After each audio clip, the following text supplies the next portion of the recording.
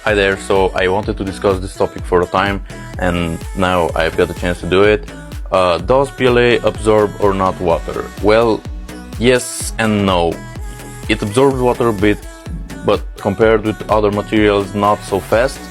But I tested this with an old spool of PLA from Staccato 3D and I think it's 2 or 3 years old. I've printed a retraction test and another one after I dried it for something about 2 or 3 hours. So only 3 hours made a difference about this big.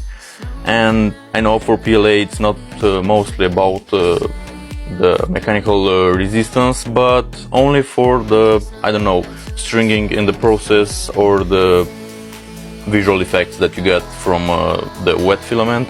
You must try and dry your filament before using, even if it's PLA, because it can improve your print quality. So yeah, let me know if you wanna discuss more about this topic and do some more tests with other materials, and I'll do it. So see you on the next video. Bye.